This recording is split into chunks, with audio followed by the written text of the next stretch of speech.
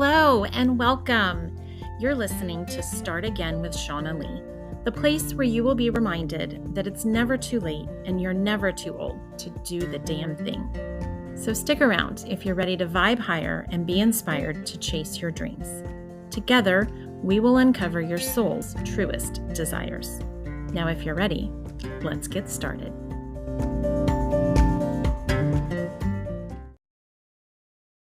Hello, everyone, and welcome back.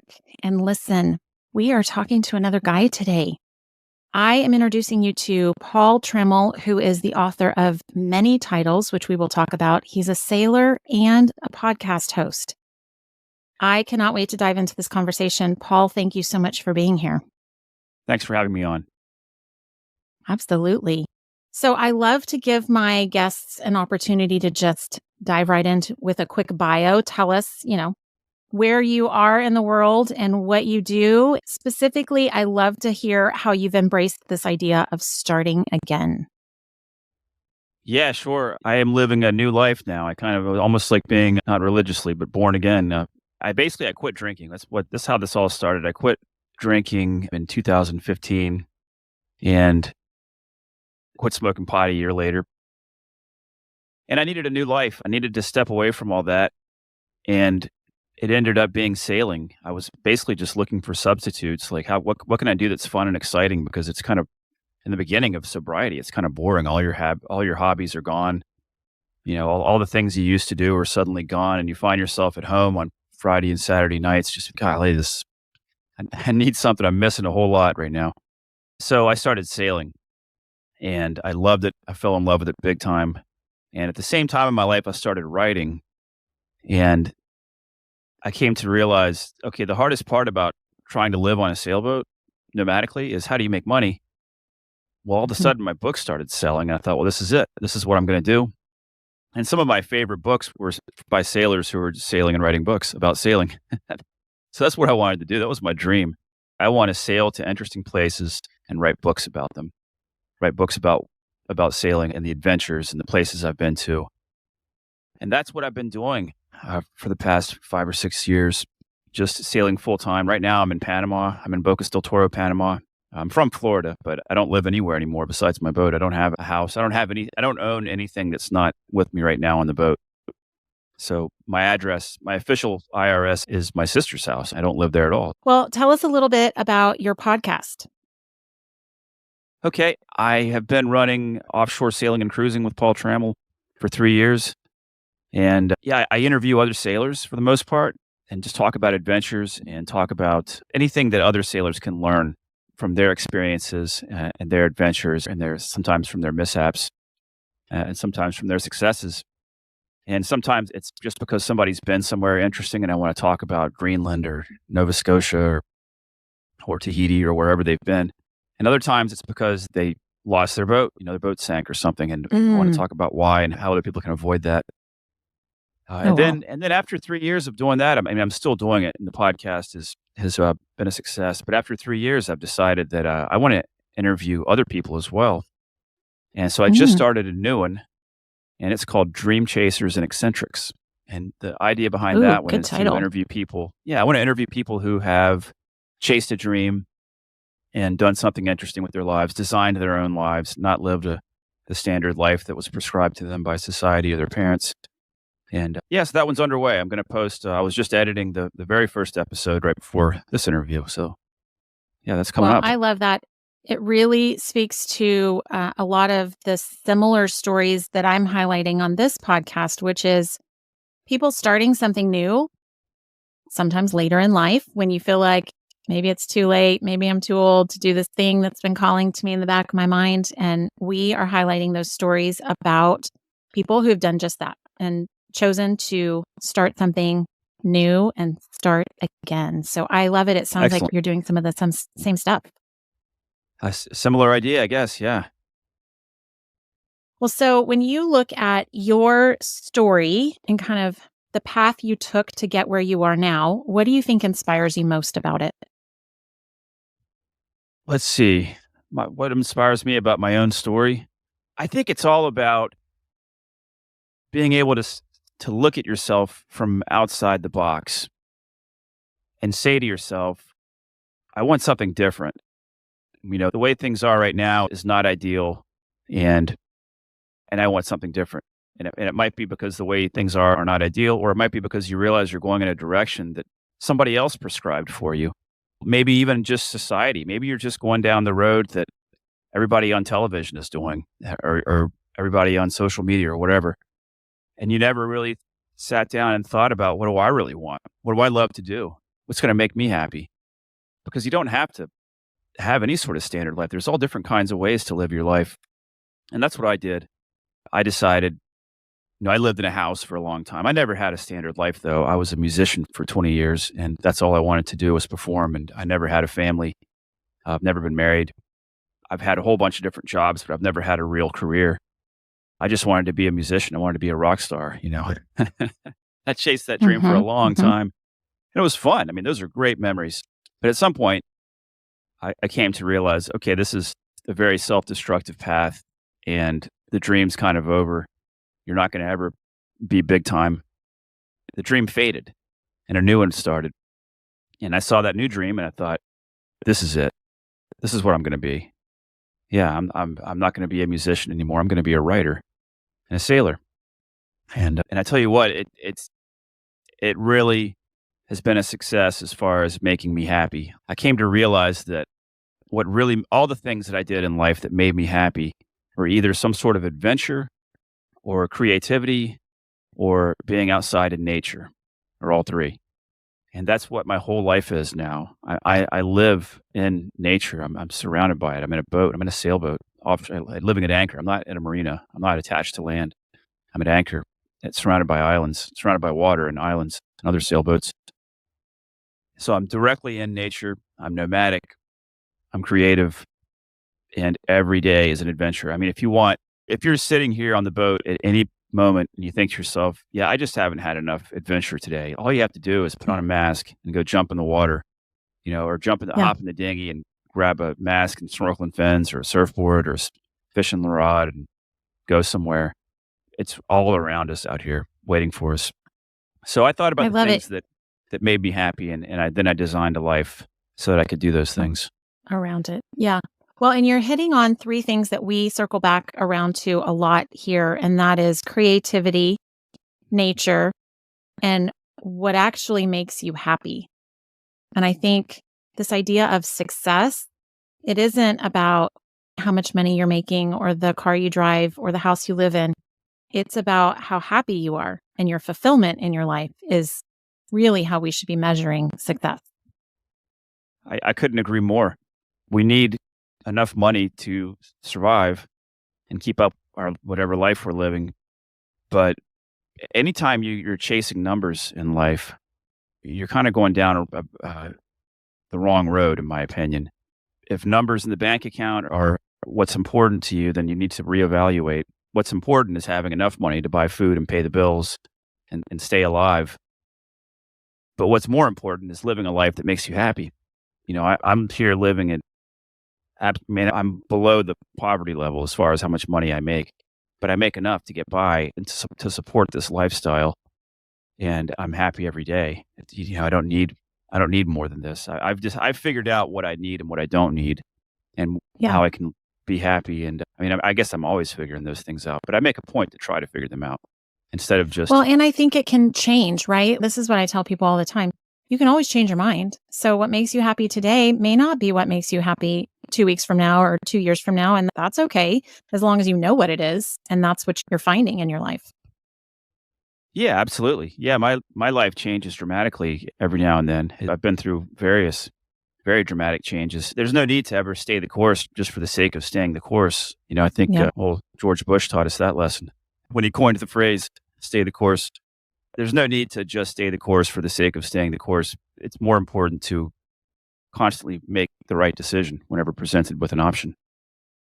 Yeah. And I think what's really cool about your story is you are showing people this one really important thing that I think people forget when they say, I want to be an author, or I want to, quit my job and start my own business. Everyone's afraid of, how am I going to pay my bills? How am I going to earn the same amount of money that I was earning before, because they feel like that's the minimum standard in their life. And what I found when and I think this is probably your experience as well, is when I actually looked at what I was spending and where I was spending it and adjusted what I actually need, that lowered the bar in terms of what I needed to earn. And that opens the doors for all sorts of possibilities from there when you realize, oh, wait, I don't actually need to earn $100,000 a year in order to be happy and support my family.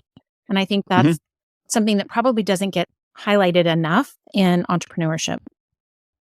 Yeah, I think you're absolutely right. I mean, to reduce your needs and wants is just as effective as making more money.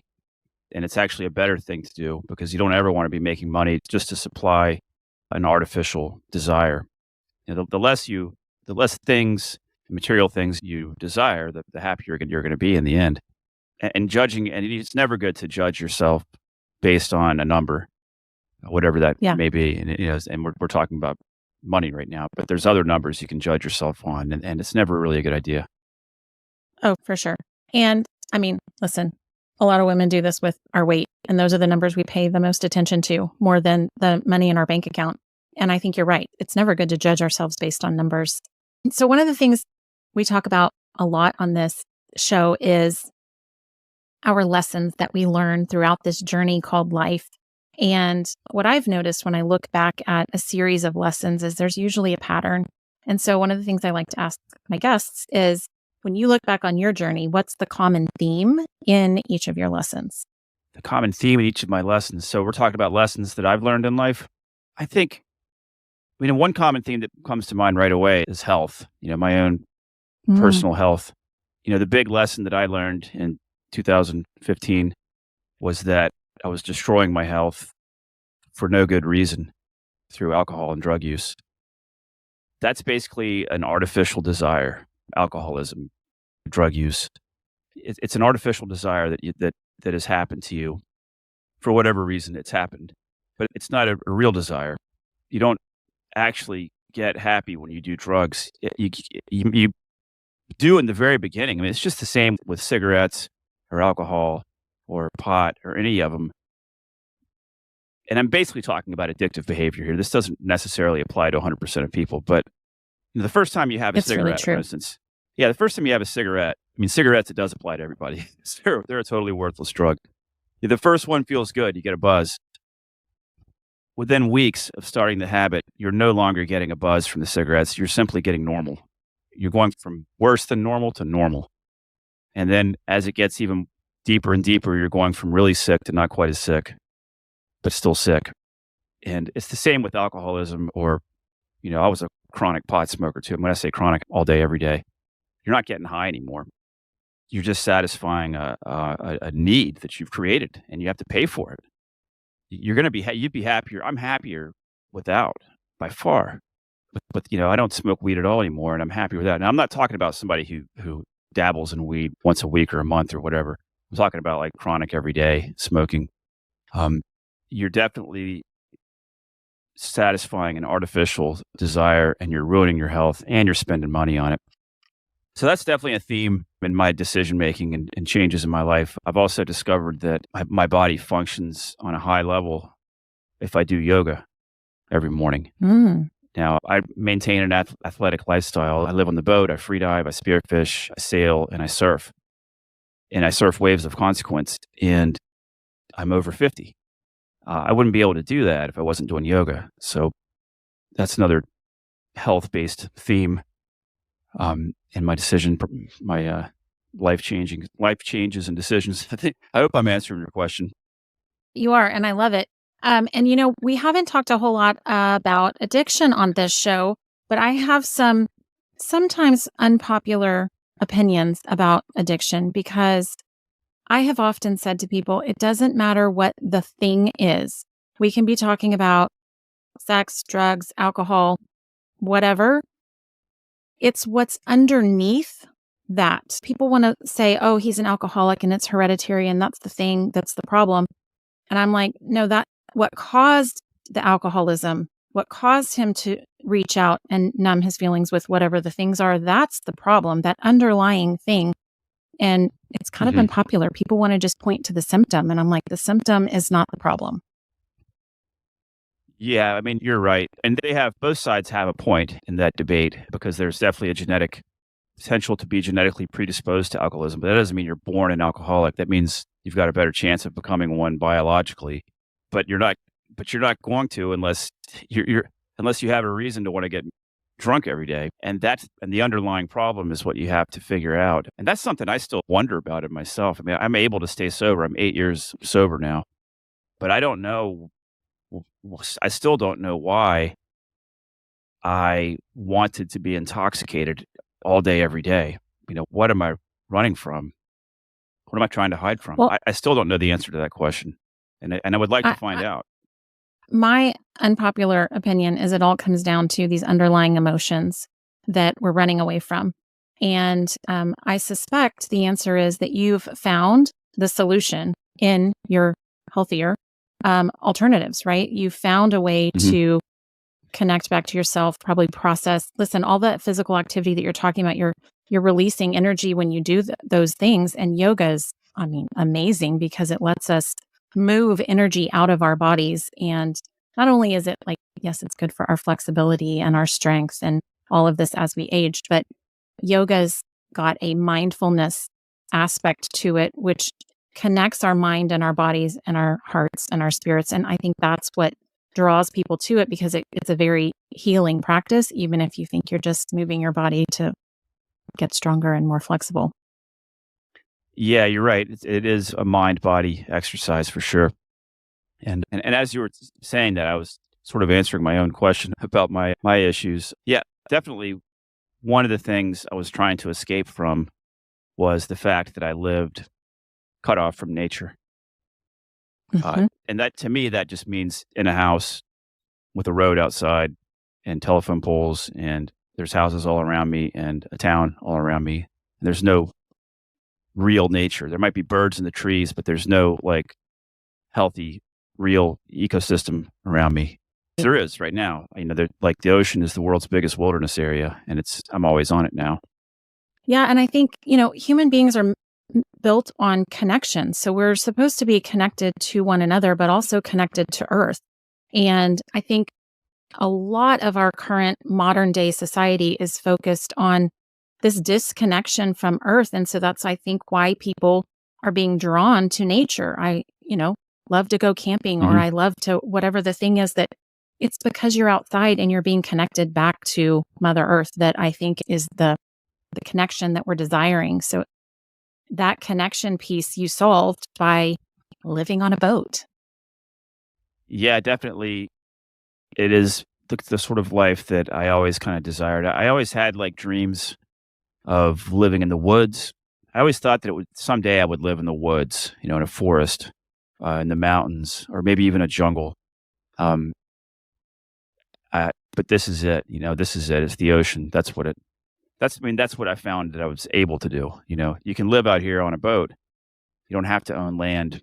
You don't have to build a house. You can be nomadic and you can be on the ocean and you can move from place to place and you can, like last summer I was in the fjords of Newfoundland. It's uninhabited wilderness that comes right to the ocean. Hundreds of miles of uninhabited wilderness. It's incredible. This last winter I was in the Bahamas. Lots of uninhabited islands there. Just pure wilderness. Now I've got a town that's not too far away and people around, but it's a gorgeous place here too. It's jungle and mountains. I sit up on the deck of the boat and do yoga and meditate in the morning, and there's a big mountain range right in view. The mountains that run through Panama are like 9,000 feet tall, and they dominate the southwestern horizon here. It's pretty amazing. Yeah, It it's sounds definitely incredible. it's definitely what I was missing. Yeah, Yeah. it's definitely what I was missing. Well, and you talk to this, so you're touching on this sense of adventure that I think most of us need and crave and miss, and connecting to nature. Yes. The one piece that I do wonder about for you is how do you stay connected to other human beings? Okay, so that's a good question. I sail solo. I'm a solo sailor. There's nobody else on my boat, and that works for me. I'm happy alone most of the time. I don't want to be alone all the time though. So Right. the thing about sailors and sailing is it's a community. We're all part of the same sort of I mean, you might brotherhood. I don't want to Yeah. genderize it. Call it a sisterhood or brotherhood.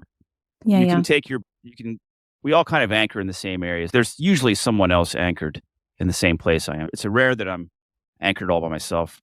Right now, for instance, there's probably 8 other boats not far away from me, and at any point I can get in my little dinghy and drive over to a boat that I don't know and just say hello. And most of the time, they're going to invite you aboard, and you make a new friend. And then I love it. you find people who have the same interest as you. Uh, and here, for instance, there's a lot of people that surf, and there's always people that free dive and spearfish, and I find them and we go surfing together. So right now there's 3 or 4 boats right here anchored around me that are friends of mine, friends that I made here. Yeah. And we do things together. So if I want to not be alone, like last evening, I noticed one of my friends go over to another friend's boat. I saw 2 dinghies at one boat, and I thought, oh, they're hanging out. I'd kind of like to hang out too. So I get in my boat and I Yeah. go over there, and we're hanging out, and they gave me dinner. And so I can do that at any point. And then there's other ways. I've always had some sort of internet. I just recently got Starlink. I podcast. That's part of the podcast too. Every week I make a new friend on the podcast. I interview another sailor, and we talk for an hour and share they share all their stories with me. And it's inevitably at the end of the hour, I've got a new friend, and sometimes it's like a real contact that turns into something. Yeah. I mean, one of them turned into a book. I co-wrote a book with another Oh, sailor. that's amazing. Tapio Lettinen. He had sailed around the world in a race by himself, and we talked about that in the podcast. And then later, he asked me to co-write the book with him about it. And that book's called On a Belt of Foaming Seas. It's really one of my favorite projects because I got to read his log. He gave me his log from the journey. It was 322 days alone at sea, sailing around the world. And this was a slow race. Some races are much faster than that, but this was a race in very slow boats. And it's just absolutely fascinating reading his log and then making a book out of it. It was a wonderful experience. And that's all from podcasting, and which is part of not being completely cut off from people and being alone. Yeah. Well, and I have had the same experience with podcasting. It's been amazing to see how many different connections I've made. Sometimes it's a colleague, sometimes it's nothing more than content from my show. But sometimes I have ended a few where I'm like, I just met my new best friend. Like, you just know after an hour that I really like this person. And it's been really cool to see. Because one of the things I have a second podcast with a friend of mine, and one of the topics we talked about was, how do you make friends as an adult? Because a lot of people really struggle with this. And I've written a book about life after divorce. And that's one of the things I talk about there as well. I think people struggle sometimes to make that connection with other people and don't even know the first place to start. And you've hit on a few of those, like simply by going out and doing what you love to do, you will meet other people that instantly you have a common connection because you are both doing the same thing that you both love. Yeah. And it's a really great way to meet people. It is. You have to go out and do things and be active and do things you love. And then you have to take the next step, which is to introduce yourself to someone and just say hello. I mean, all it takes, like I do this surfing too. I just say hello. Hi, the nice, beautiful day today, isn't it? My name's Paul. And that's it. Nobody ever. Yeah, it doesn't have to be complicated. You don't have to be witty. You just have to say hi. Yeah. Nobody ever laughs at you. Nobody's ever upset or angry that you said hi to them. They always smile. It's true. And it's funny, surfing, sometimes you'll see someone, like I am in Central America. Sometimes I'll see like a local, dark skin, black hair, tattoos, scowl, angry looking face. And I'll say, Buenos dias. And they'll get a big smile all of a sudden, and Buenos dias right back. Yeah. And now all of a sudden, like, you just broke the ice. And this person you thought was all hardcore and angry, just like, by saying, isn't at all. They just had that particular, that's just how you interpreted their facial expression, which might have meant something completely different to them.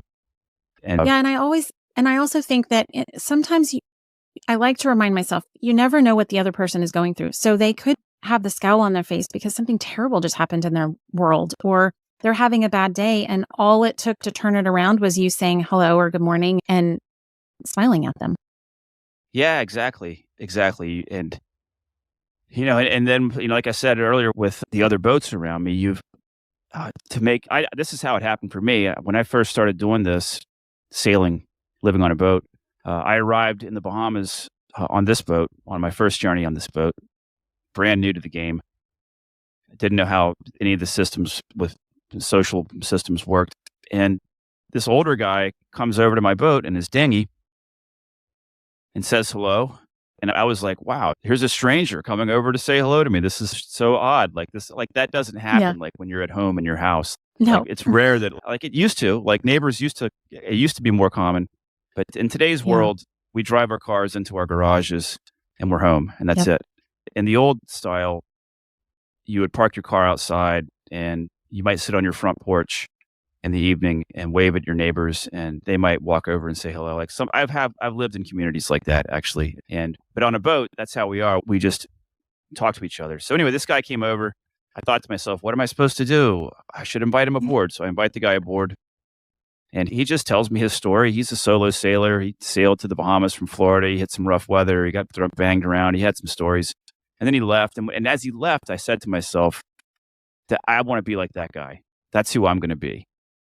Like this is a new world for me, Yeah. sailing nomadically. Like I'm going to be him. I'm going to go up to strangers and say hello and just see what happens. And now I do it. I make a point of it. Just drive over to Yeah. their boat. And if you need an icebreaker, you ask them what kind of boat they have. And then you say, well, she's a beautiful boat. And then that just works every time, that works every time. Yeah. So they puts a big smile on their face. Oh, thank you. Would you like to come aboard? Well, sure. I'll come aboard, and then Yeah. And then the guy friends. probably had no idea that he just inspired you as much as he did. You walked away from the conversation wanting to be him, and he probably just was being nice and friendly. Exactly. Yeah. And it's not uncommon for sailors to do that. He was just the first of many that have come up to my boat. And what's funny is that sometimes you'll drive up to somebody's boat, you have no idea who they are, and they'll say, "Oh, are you Paul? You Paul Trammell?" Yeah, in fact, I Oh, am. that's cool. And they'll say, "Oh, yeah, I just see your post on Facebook. I knew you were here." Or every now, I mean, now, like sometimes they've read my books or they listen to the podcast. But even before then, like with social media, sometimes people already know who you are. And yeah, it's interesting. It's a community. We help each other. It's literally maritime law that you have to help people who need help. And we do it. It's also tradition. So whenever Yeah. someone needs something, I was sick just recently. I was very ill for a week. Mm. And lots of other people from their boats came over and just to check on me and ask if I needed anything from the grocery store. One guy brought me some medicine, So yeah, it's how we are. So it's a nice So community you of have people. indeed found your community. Absolutely. I have more friends now than I've ever had. That's awesome. I really do. Yeah. Yeah, because Well, it so is like now, living in a house. It is hard to make friends. If you just live a Yeah. standard life, you know the people you work with, you know the other people that live in your house, and it's hard to meet other people. Yeah. Especially if you live. I don't know. I would assume like in a city, for instance, where you just have so many people around you that no one's making eye contact, and everybody's kind of trying to avoid each other. And then Yeah. the smaller of a town you get into, the more everybody's more willing to say hello. That's basically what we live in as sailors. We live in these like mobile, nomadic small towns, and we all Yeah. want to know who our neighbors are. Well, it's interesting because this nomad life is becoming more and more popular. And I think it's this sense of adventure and freedom that people are seeking. But I hadn't quite made this connection until this conversation. So I'm very appreciative of this whole convo. But I would guess that they're finding more of a sense of community than they do from their old standard life. Because as you're talking about, these big cities and people who are surrounded by people, and a lot of them are lonely and lost and disconnected when they're surrounded by people. And so that's interesting that this whole sense of freedom through a nomad life has really found you more of a connection to community than before. It's true. And the only times people always ask me if I feel lonely, and I generally don't. And that's just one of my idiosyncrasies. But the times that I do are when I am back in the United States and I'm anchored in a populated area and Yep. there's people all around and I see cars driving across bridges and I know there's like thousands and thousands of people around and that's when I get lonely. But when I'm out at a remote island in the Bahamas and there's nobody, that's just pure serenity. Mhm. And I don't really know what that psychologically why that is, But those are the only times that I feel lonely when I'm anchored in back in the U.S. Not that it has to do with the U.S. It has to do with there being tens of thousands of people all around me, and Yeah. none of them are coming over to say hello. Yeah, yeah. Well, I think that's part of it. But for me, I think anytime that I look back in my life and I felt lonely, it was because I was disconnected either from God, the divine, the universe, whatever we want to call it, or my people. And and a lot of times I think nature brings us back to ourselves. So that connection back to ourselves, which the divine lives within all of us, it's all the same thing. And so I think we get lonely when we're disconnected. And so it's which piece are you disconnected to? That's what you pay attention to. And I think the drive, the desire to be out in nature or the calling that you feel to go live a nomadic life, it's because you're seeking the connection to that thing that's bigger than all of us. Yeah, you're right. And you just made me realize that in the situation I just described, when I feel lonely, when I'm in a populated area back in the States, it might not have anything to do with the people. It might be just the fact that I'm cut off from nature. I'm surrounded by a Yep, town. probably. You know what it is most? It's bridges. If I'm in Florida, I'm usually anchored in the intercoastal, and there's always bridges across the intercoastal, and there's always cars going across the bridges, and those cars going across the bridges represent people going to work to me, Mm, and yep. somehow that brings back negative emotions, and then it all kind of makes me feel cut off again.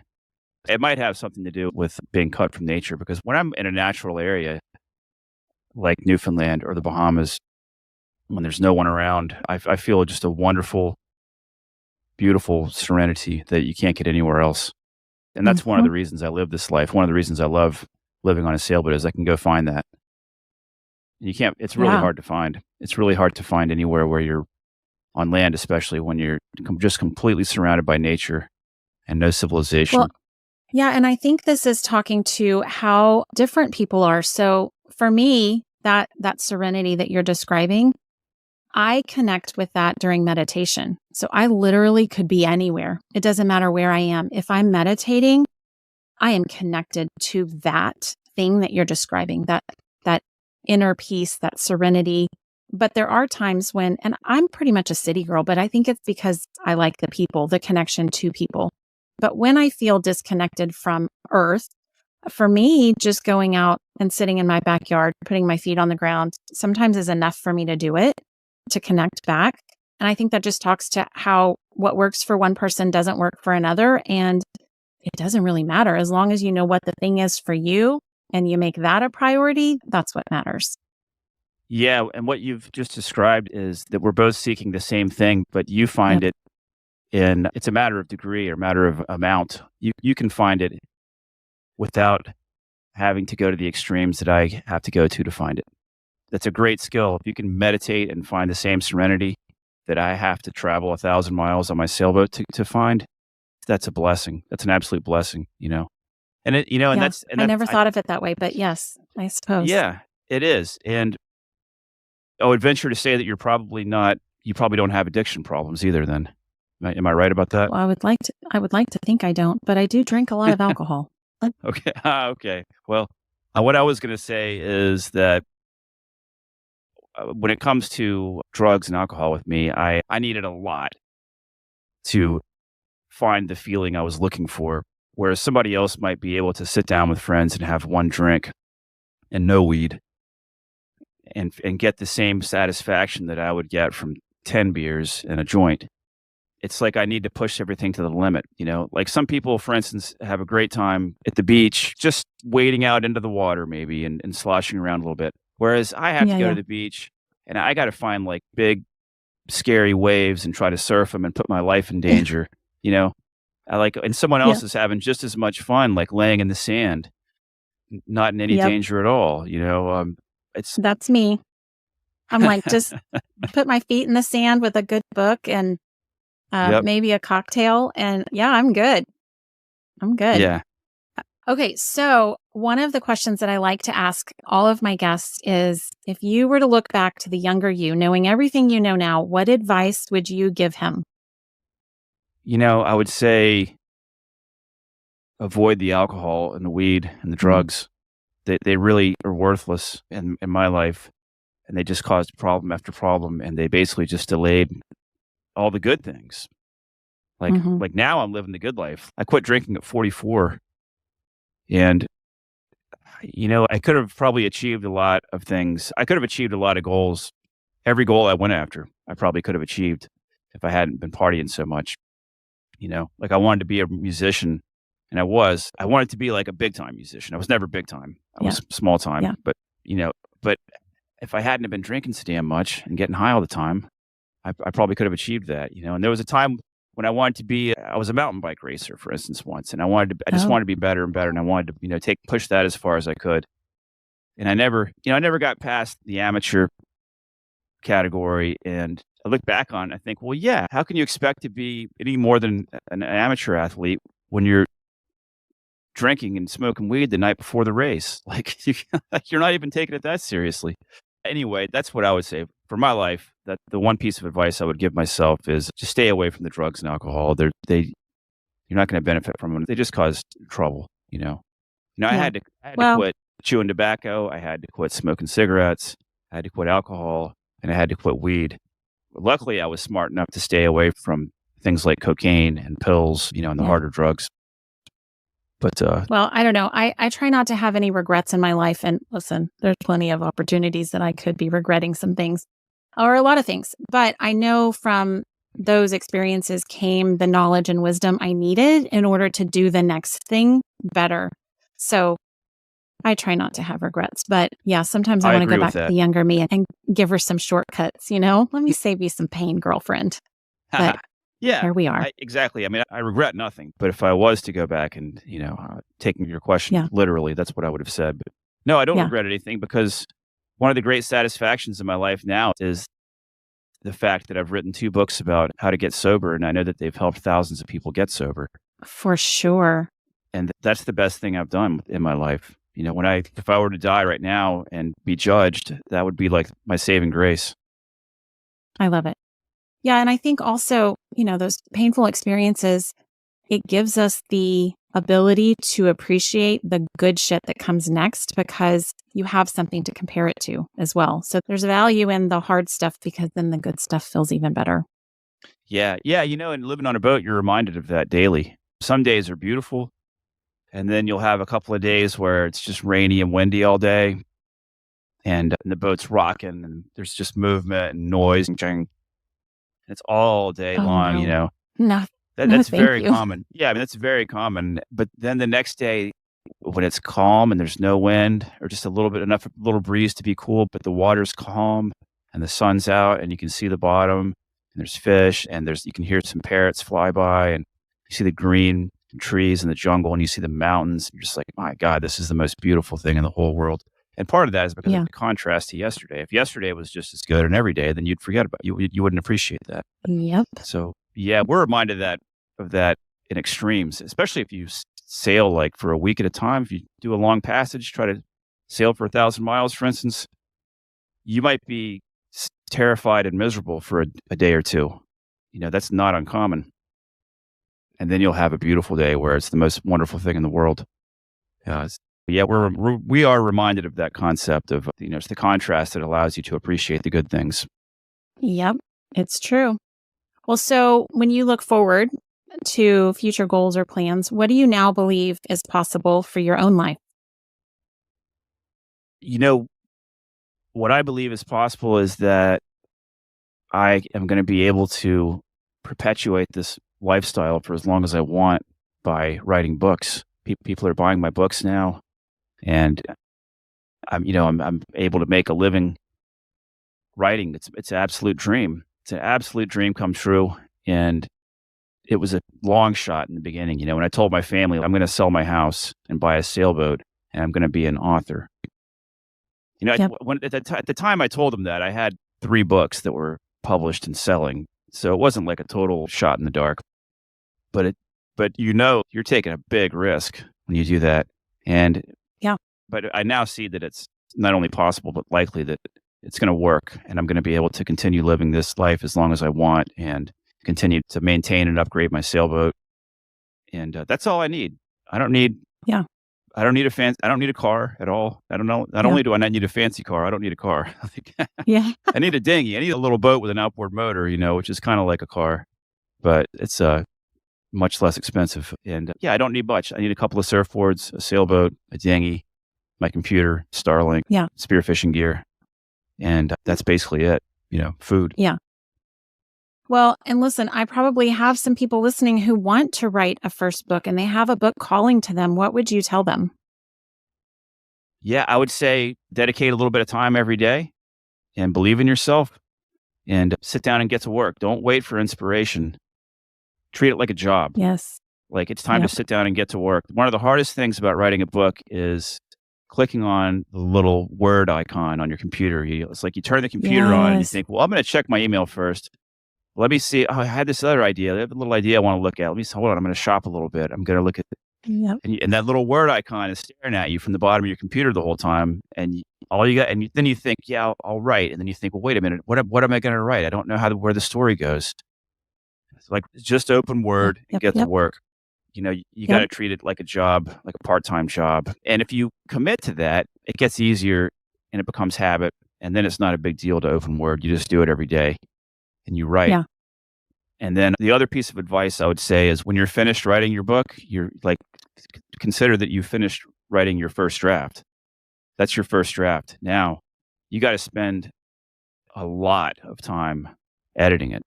And I mean, I'm talking a lot, like so much time editing that it's going to make your head spin. You've got Okay. basically, I would say, once I've written a first draft for one of my books, I'll read over that first draft and edit it at least a dozen times. And I'll hand it off to other people and let them read. And then I'll take breaks from it. You think it's done, you think it's pretty good, give it a couple of weeks and come back and read it again. Because you're going to get ideas and you're going to keep making it better.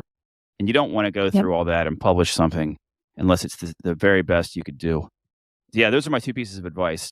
Don't wait for That's inspiration. good advice. Sit down and get to work. Treat it like a part-time job and spend way more time editing than you ever thought that you would. Give the whole project like at least a year. Yeah. Yeah. No, that's good advice. And I agree with all of it. I got to the point where I was like, I do not want to read this book one more time. I am so done Oh yeah. reading my own words. Oh, that happens over and over again. Yeah. It's useful for me, who is just an author, to have two projects going at once. And that way you get sick of one and Yep. it's not finished, but you know that you can't read it again. So you just go work on your other one for a little while until you're sick of it. Yeah. And then you go back to the other one. So usually I have a nonfiction and a fiction project going at all times. And I can switch from one to the other. So I never prematurely pretend like I'm finished with one. Yeah. And I think people don't pay enough attention to the whole take a break. There's such value in walking away from something and getting a breather, go get in nature, whatever you need to do, and then come back with a clear mind. Because when you've written the words and you've read the words and you've edited them, you quit seeing them. And so being able to go away from it and come back to it, fresh eyes, you can see it differently. Yeah, that's the truth. Yeah, you've got to take breaks once in a while. And you have to give your work to other people to edit, especially Yes. the spell checking and such, because our minds will fill in the blanks where letters are missing, and you won't realize totally. Yeah. Well, listen, this has been such a fun conversation. I am so glad that you came on the show. My last question for you is, how can my listeners find you? Yeah, the easiest way is to go to my website, paultrammell.com. That's my last name was PaulTrammel.com. All my books are on Amazon, so you can and Audible, so you can find me there too. But everything's on paultrammell.com. Both my podcasts, all my books, my collection of photos of fish from the Bahamas that I've taken, various things like that too. My newsletter, I put out a monthly newsletter that includes a short story every month. Cool. So that's all on my website, paultrammell.com. I love it. Well, thank you again for being with me today. It was such a pleasure to meet you, and I'm so grateful that you spent time with me. Yeah, thank you, Shauna. Thank you so much for having me on. I appreciate it too.